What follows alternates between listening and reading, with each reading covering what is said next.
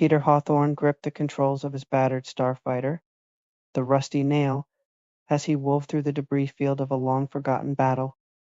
His heart raced, pupils dilated, and a grin spread across his face. This was what he lived for: the thrill, the danger, the rush. Little did he know his ability to experience this sensation made him unique in the galaxy.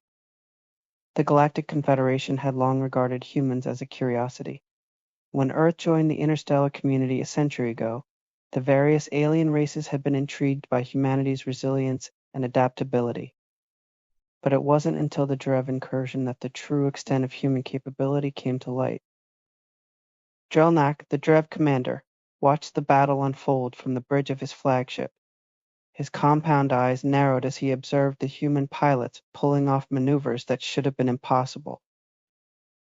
Analyst Laura Drelnak called, his mandibles clicking in agitation. Explain to me how these primates are outperforming our elite squadrons. Loreth, a willowy Drev with iridescent wings, studied the sensor readings. Commander, I cannot explain it. Their neural patterns are unlike anything we've encountered. It's as if their bodies are operating beyond normal biological limits. On the rusty nail, Peter whooped as he barrel rolled between two Drev cruisers, his targeting computer locking onto their weak points. Come on, you overgrown bugs, he muttered, firing a salvo of plasma torpedoes. Let's dance. Phil. The torpedoes found their mark, and Peter's fellow pilots cheered over the comms as the Drev ships erupted in silent explosions. But there was no time to celebrate. More enemy craft poured in from the system's edge. All wings, form up on me, Peter commanded, his voice steady despite the adrenaline coursing through his veins. We're punching a hole through their lines. As the human squadron blazed a trail of destruction through the Drev fleet, news of their impossible feat spread across the Galactic Confederation. On the bustling trade world of Xanthoria Prime, Galactic News Network anchor Ozzie Blaine reported on the unfolding events.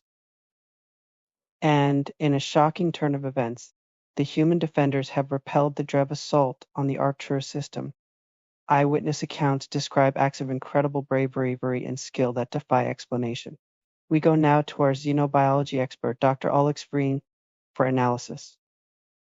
The holographic display shifted to show a Quarksian scientist, his tentacles waving excitedly as he spoke. What we're seeing here is unprecedented in galactic history. The humans appear to possess a unique biochemical reaction that enhances their physical and mental capabilities in times of stress. They call it an adrenaline rush, and it's something no other known species can experience. Back on the front lines, Peter and his squadron had driven the Drev fleet into retreat. As the last enemy ships jumped to hyperspace, he allowed himself a moment to relax. The familiar post-battle calm washed over him, his body slowly coming down from its heightened state. Nice flying out there, everyone, he said to his team. Let's head home. As they made their way back to the orbital station above Arcturus IB, Peter couldn't help but chuckle at the stunned faces of the alien dock workers. News traveled fast, it seemed. In the days that followed, human embassies across the galaxy were flooded with requests for information about this adrenaline phenomenon. Scientists clamored for human test subjects, military strategists demanded joint training exercises, and thrill seekers from 100 worlds begged to experience the rush for themselves. Peter found himself thrust into the spotlight as a representative of humanity's unique abilities. He stood before the Galactic Confederation Council, feeling distinctly out of place in his dress uniform among the varied forms of the galaxy's most powerful beings. Members of the Council, he began, his voice echoing through the vast chamber. I stand before you not as a superior being, but as a testament to the diversity of life in our universe. Humans are not better than any other species, we are simply different. A murmur ran through the assembled delegates. Arcanian Counselor Drath leaned forward, his crystalline form shimmering. But surely, Captain Hawthorne, you must admit that this adrenaline rush gives your kind an advantage in combat and high-stress situations. Peter nodded. In some ways, yes, but every species has its strengths. The Volcran can survive in hard vacuum. The Zeth-K can process information faster than any computer.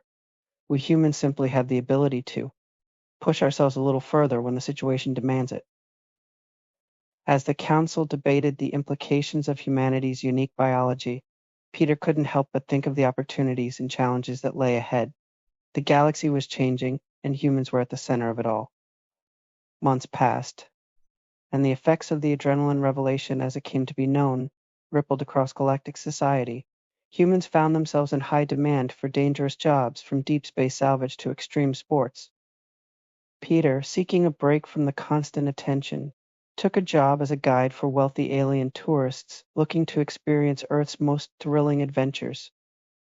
He stood at the edge of the Grand Canyon, watching as his clients, a group of Molosians with their color-shifting skin, peered nervously over the rim. "All right, folks," Peter said with a grin. "Who's ready for some good old-fashioned human-style excitement?"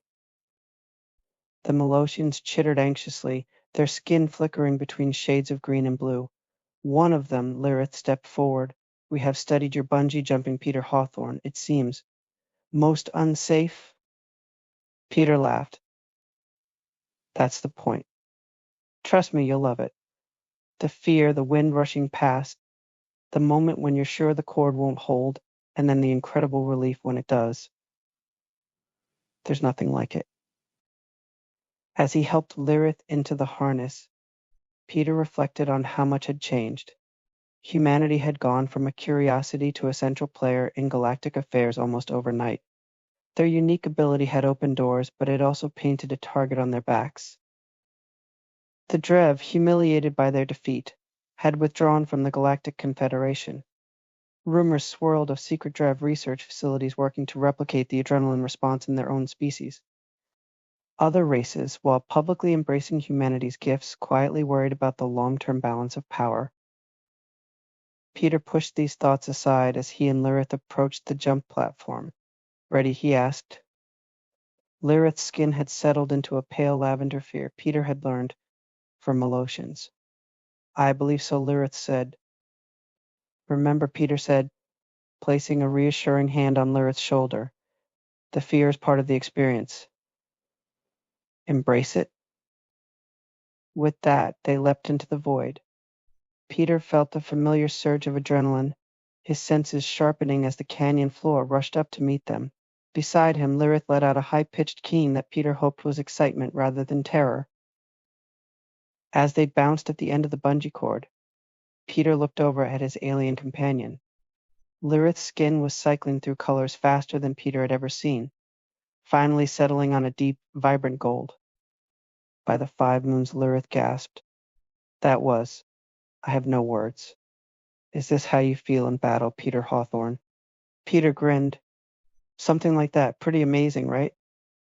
As they were winched back up to the platform, Peter saw the rest of the Molosian group practically bouncing with excitement, their earlier trepidation forgotten.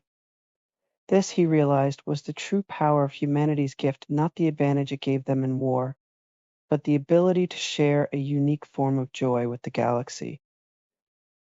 The years that followed brought both triumphs and challenges for humanity.